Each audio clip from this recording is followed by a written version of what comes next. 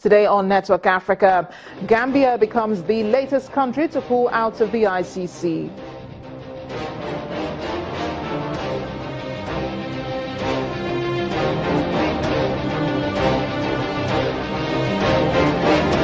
Two days after, France has succeeded in clearing the jungle Calais camp.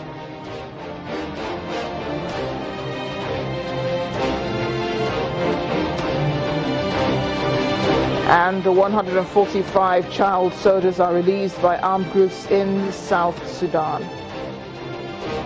Let's begin Network Africa.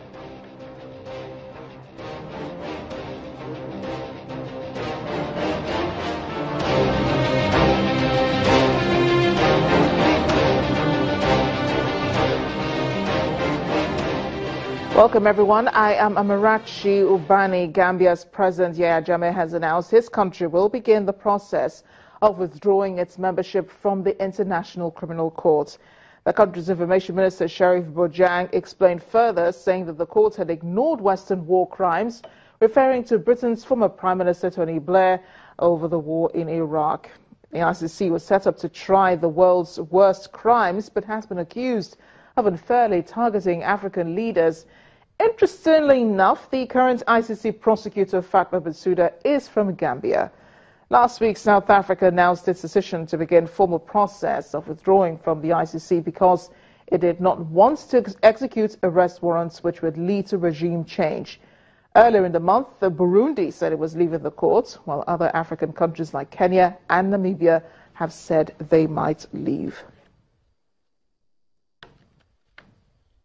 In the midst of all the withdrawals, Saga Botswana's Foreign Minister Pelonomi Venson Motoy has called for African states to effect reforms within the ICC instead of pulling out.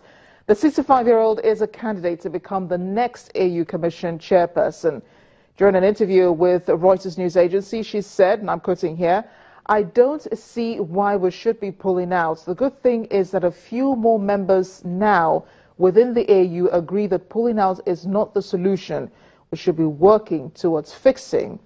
Now, if she succeeds in becoming AU chairperson, Venson Motoy says she will try to get the Tanzanian-based African Court on Human and People's Rights, which, unlike the ICC, currently grants immunity to sitting leaders to, quote, work together with the Hague Tribunal. Former ICC prosecutor Charles Adiogo Phillips joins us now for more on this. Charles, great to have you on Network Africa. Thank you for having me. What sort of reforms do you think that the Botswana Foreign Minister could be talking about when she says that the ICC needs reforms, or that African leaders should stay back to effect these reforms instead of leaving? Well, there is an apparent conflict between the immunity enjoyed by serving heads of state under customary international law and Article 27 of the Rome Statute of the ICC. The sort of reforms that one would expect that the Botswanan candidate will be referring to would be granting some level of immunity from prosecution for serving heads of state. Essentially, the complaint of the African Union is not against African leaders facing prosecution, but for serving African leaders facing prosecution before the court. So those are the sort of reforms that I would be expecting to see. The reason that these African countries are saying that they want to leave is, they say, because, you know, sitting African leaders are being targeted. Are their concerns genuine? Should they be considered, perhaps? Well, I don't think the criticism of the ICC is correct in that sense. One must recall that almost every African situation that has been referred to the ICC was actually referred to the court by the African states themselves, with the exception, of course, of Libya and Sudan, that were subject of Security Council referrals 1594 and 1970. In every other case, the referrals have been actually done by the African countries themselves.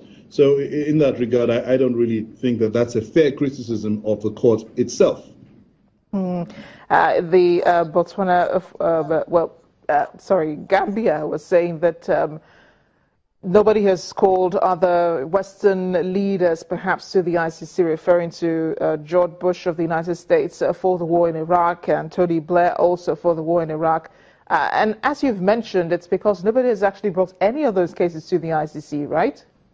Exactly. Well, those countries, like let's take Syria, for example. Syria is not a member state of the International Criminal Court.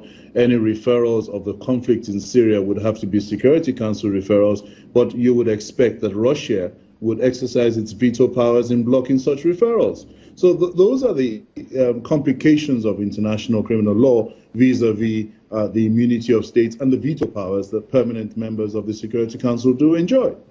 Some have also suggested that Africans refer cases to regional courts, perhaps the ECOWAS and other regional courts in Africa. Would that help, perhaps?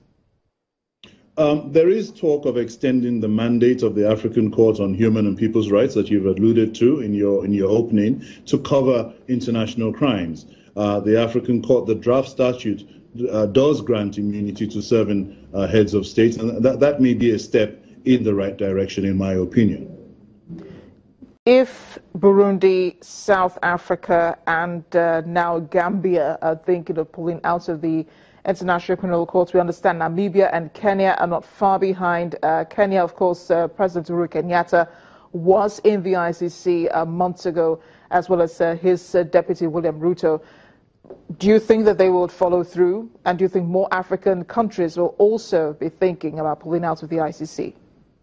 I think the fact that certain African countries have indeed commenced the process of pulling out of the court will serve as an encouraging effect to other African countries, like you rightly mentioned, Kenya and the other countries to follow suit. There's been a huge clamor for African countries to withdraw their cooperation from the court, which is particularly painful when you consider that the prosecutor of the International Court is an African herself, in the person of Madame Fatou Bensouda. And if these African countries pull out, I mean, even if the African Union joins in pulling out as a bloc, African countries make the bulk of member countries in the ICC. What impact would that have on the court? Well, the first point to be made is that the African Union cannot pull out as a bloc because the African Union is not a member state of the Rome Statute of the ICC. Individual countries are the respective members of the court. Definitely, it will pose problems because there are 57 member states in Africa that are members of the court, and that will be a huge chunk. There are 6 or 7 judges from Africa on the court, and that would be particularly embarrassing and difficult for the proper functioning of the International Criminal Court. Former ICC prosecutor Charles Adiogun Phillips, it's been a pleasure having you on Network Africa. Thank you for having me. Speaking of withdrawals, but of another kind, Ethiopian troops are withdrawing from parts of southwestern Somalia, including a military base in the strategic town of Tieglo, where they were stationed in the fight against al-Shabaab militants. Following today's withdrawal, officials in Somalia's Bakool region are saying that residents have fled the area. They're afraid there could be an imminent takeover by the Islamist group. Ethiopia's Communications Minister Getachew Reda has blamed a lack of support from the international community for this move, but he says that the troops being withdrawn are not part of the 22,000 strong African Union force, but they're a separate batch belonging to deployed to support AU and Somali government officials. Armed groups in South Sudan have released 145 children, according to UNICEF. Military forces in the country often use underage children as combatants during wars, usually enrolled by force. We've seen this happen in many hotspots in Africa. Children had been part of the main rebel group, the SPLM, in opposition, as well as a smaller ethnic militia, the Cobra faction, according to UNICEF. They're saying that these children have been disarmed and given civilian coats and will receive medical support and counseling as well. UNICEF insists that there are 16,000 child soldiers in South Sudan. Uganda and South Sudan have started a joint police force along their common border. That's to stem the killing of travelers. According to Uganda, at least 5 buses traveling between South Sudan's capital, Juba, and the Ugandan capital, Kampala, have been ambushed in the last few days, in the last 4 months, in South Sudan. It's said that many passengers have been killed without giving specific numbers. But those on the ground say the armed groups in South Sudan's southern Equatoria region are being behind the attacks, often targeting people from the Dinka ethnic group. Ugandan troops have intervened at times in South Sudan's current civil war on side of President Salva Kiir. But most recently, they've conducted operations to rescue their citizens caught up in violence that erupted in Juba in July. We're staying with hotspots in Africa. The UN Secretary General Ban Ki-moon has condemned the recent violence in the Central African Republic, which has been in crisis since 2013. 4 civilian soldiers were killed on Monday during a protest outside the UN base in the capital, Bangui. The peacekeepers are accused of opening fire when demonstrators tried to force their way into the UN headquarters on Monday, but the UN denies using live bullets. They said they fired warning shots at the protesters, but they saw at least 1 body being pulled away from the group.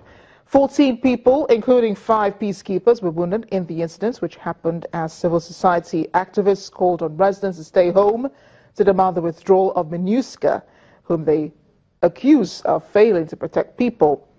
Mr. Ban, in a statement, welcomed the determination of the government to ensure that the perpetrators and instigators of the attacks are brought to justice. But he also added, and I'm quoting here, the actions of those seeking to destabilize the government and harm the country's prospects for peace and stability must not undermine the important work of rebuilding the country's infrastructure, promoting social cohesion, reconciliation and economic recovery, and strengthening the rule of law and creating opportunities for all. It's finally over in Calais as France finally clears the jungle camp where more than 5,000 refugees have made their home over the past few months, many of them still trying to get to other parts of Europe. The announcement of the final clearance of Calais came from regional officials who came with fires still burning in the camp after blazes were set overnight and in the morning. Well, that camp, Calais, has become a key symbol of Europe's migration crisis, with residents who are still desperate to reach other parts of Europe. This used to be the shopping streets of the migrant camp known as the Jungle in Calais, France. Migrants who have been living in the sprawling and unsanitary port of entry to Britain are being moved as officials close the camp. Before leaving, it's tradition for migrants to burn their tents and shelters, despite being told not to.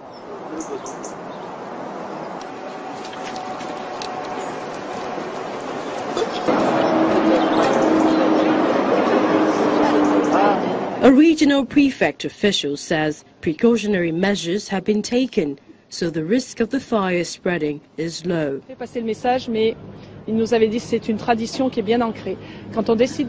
We have spread the word, but they, the community leaders, have told us that it's a tradition, which is very established. When you go, you burn.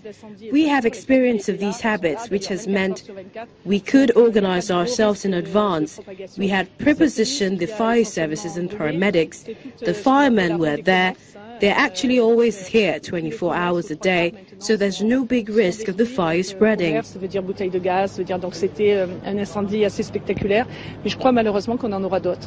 Migrants fleeing poverty and war outside Europe have over the past few years congregated at Calais in the hopes of finding new lives across the short stretch of sea.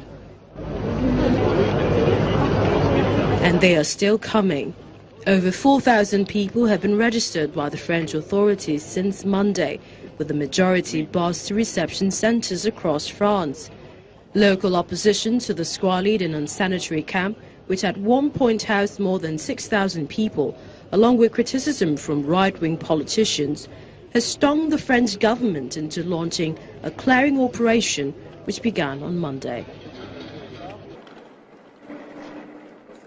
Still ahead on Network Africa. A day after the 24-hour attack on 3 spots in Kenya and in Somalia. Relatives look for their dead in Kenya. Do join us again.